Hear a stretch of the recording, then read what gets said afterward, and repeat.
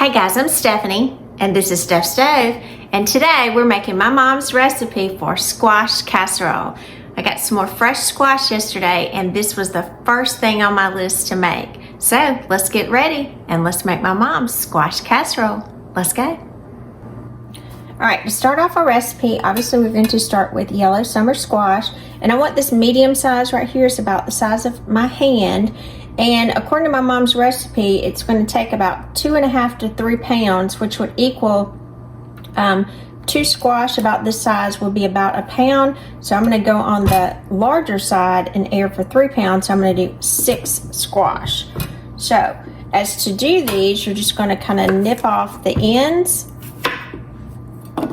or blop them, however you want to say it. And you're just going to do normal, I would say, slices here, just little circles. Just go straight down the squash, and obviously I've already washed and dried these well.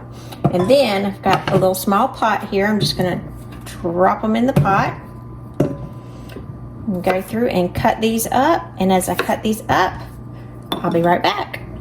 All right, and I probably should show you the little size that I'm looking for is about like this after I get them all cut. And then after I get these cut, we're going to need some onion in here. Now this is a Vidalia onion that I'm going to be using. You could use a regular onion. You could use a red onion that would be a little stronger. You can use whatever onion you like. And I'm going to use about 1/2 of an onion. Put that over there. And I'm going to slice this. You don't have to slice this super small. I want to get this exterior off. The good thing about Vidalia onions, they don't make you tear up quite as bad. Some onions, I always say, whew, some of them get a little angry with you. They got all kinds of stuff. So I'm just going to kind of follow the little, I would say the little lines here, the little poles within the onion. Keep it together.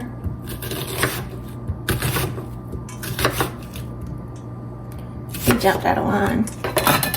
He's breaking in line. Push this back together. Tuck my fingers in so I don't get them. And just slowly go and chop this. I don't want this super large. And again, I'm not looking for a small mince here. I want to be able to see that the onions are in there. And if you get to the end and can't chop this, just lay it down. Just go back over your board. Chop them little suckers up. Sometimes you can even put these through a mini food processor if you don't want to chop them at all. That's fine. All right, my little bench scraper here. Put these in the pot. Love this bench scraper. Kind of helps so you don't dull your knife scraping it across the board. All right, and the reason I have these in a pot over here, we've got to boil these until that they're tender. So I'm gonna move over to the side. I'll move you with me. All right, and in this pot, and again, you can see it's pretty full because I want to keep it compacted in here. So I'm gonna add some water, and I've just got this in a quart jar here. Just guesstimating about how much will fill it up. I want to fill my squash. Perfect. And then you want to salt your water too. So I'm just going to come in my salt jar and just grab a good little handful of salt. Put it in there. And then I'm going to turn this on medium high. And I'm going to cook these until they are tender. Kind of push those down in there. I don't want them mushy, so I want them tender. So once this comes to a boil, it's going to go for about 5 to 6 minutes until my squash are tender, and then we'll be right back.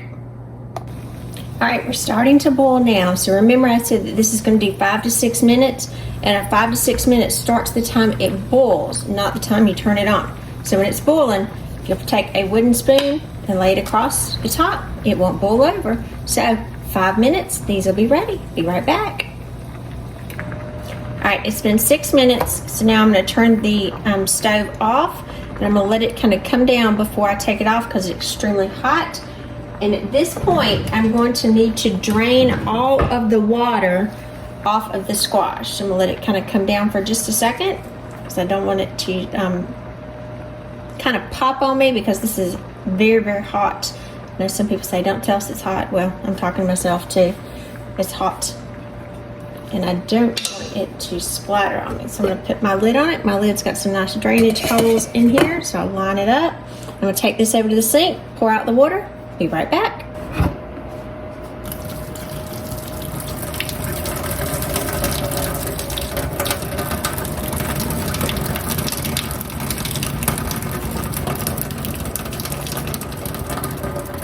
Love these pots with little drains on the side. Love them. This way.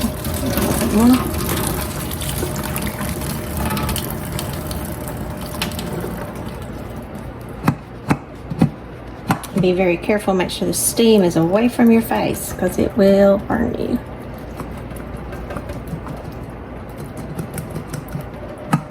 All that water out. Now we are going to add our squash. I've got kind of a medium-sized bowl here. Get those top ones off the lid, because I don't want to lose any. Get our squash, and you can see our squash are just nice and tender. They're not completely cooked all the way through. They're not mush. They still kind of have retained their shape. To the side there. And then there may be just a little bit of liquid that's in here. If there is, we do need to drain it off. So I've got some in there, so I'm gonna run over to the sink and drain the rest of this out. It's a little hot. I got the rest of that drained out and got a little facial on top of it. It was a little steamy. All right, now to this, I'm gonna come in and I'm gonna add a little bit of salt. Now this is just a little salt to taste. I would say maybe like half a teaspoon, not a lot. Couple of cracks of black pepper.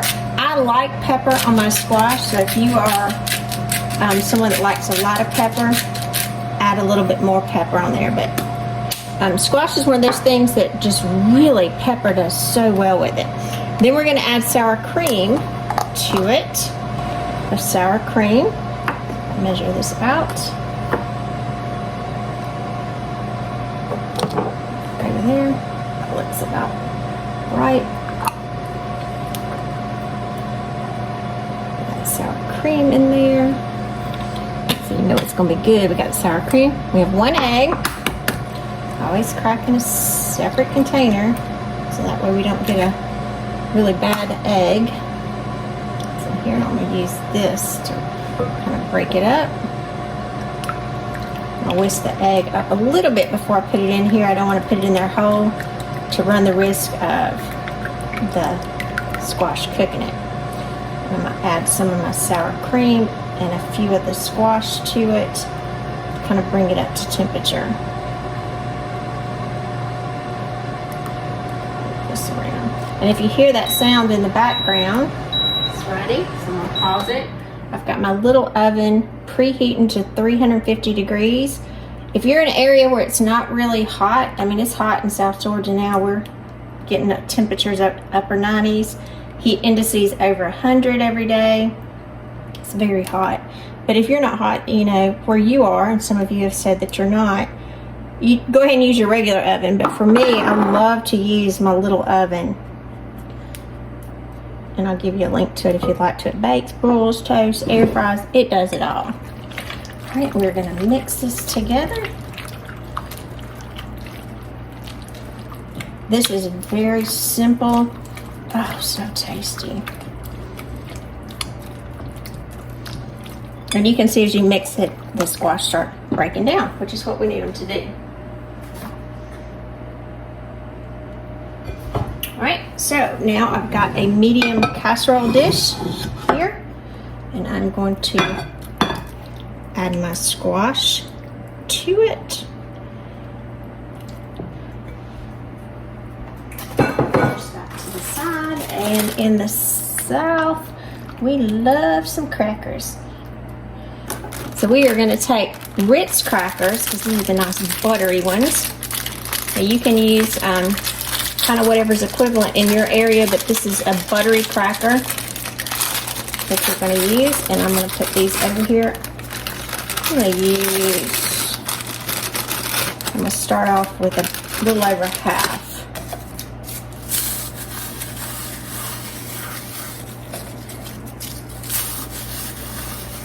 just going to crush these over the top. So you get that buttery goodness going over. That might be enough.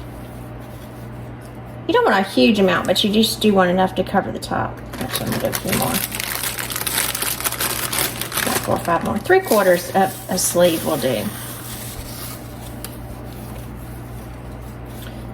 Make sure it's kind of over all of the edges. It'll help seal everything up and absorb a lot of the extra moisture.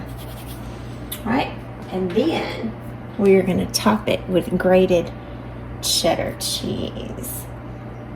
This is, I grated this block of cheese just a little while ago. This is like 3/4 of a block. I didn't do quite a whole one. I think my mom normally did like half of a block of cheese, but I like a little bit more, so I'm doing a little extra. If you want more cheese, do the whole block. It certainly would not be bad. If you want to do Colby Jack, that's fine too. I've actually used Colby Jack before and it's really good. Most of the time I just use medium cheddar when I'm doing this. All right, now there we got it. Let's pop it in at my little toaster and we are going to go ahead and move over to the side and we'll get ready to put it in. All right, I have about 6 minutes left and I'm going to give it a look. My cheese looks really nice and golden. Since I have several minutes left, you may want to, and I'm going to pause this for a second. I'm going to pull it out. You can see how pretty it already is. And I'm going to put a little bit of tinfoil over the top just to prevent excessive browning. And then put it back in and keep cooking. All right, it's almost time for it to stop. Okay. And we're finished. Move my cutting board a little bit to the side.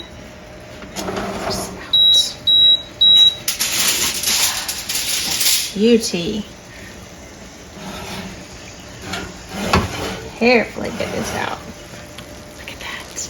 Beautiful squash casserole. Place this down. Now we're going to need to let this sit and cool for a few minutes before that we tear into it. So let's let this cool for about 10 minutes and then we will give it a taste.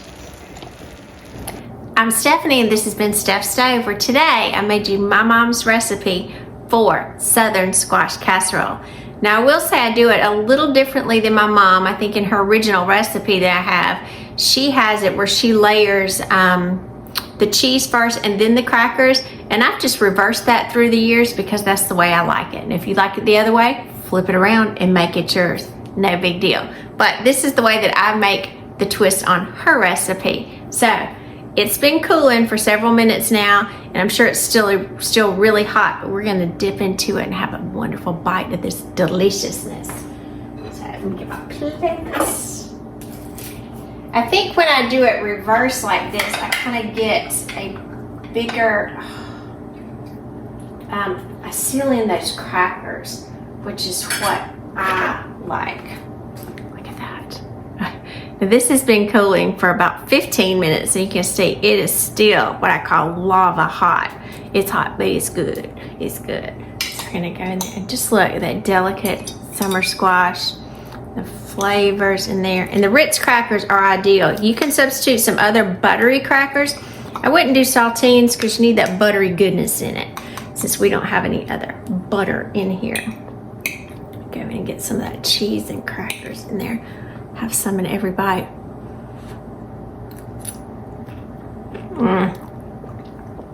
That's so good.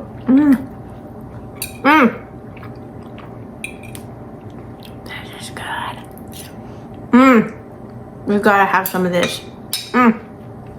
Simple recipe that's just delicious. So I do hope you enjoy this recipe as much as I've enjoyed it through the years as well. So remember, I'm Stephanie. This has been Steph's Stove. Give us a thumbs up.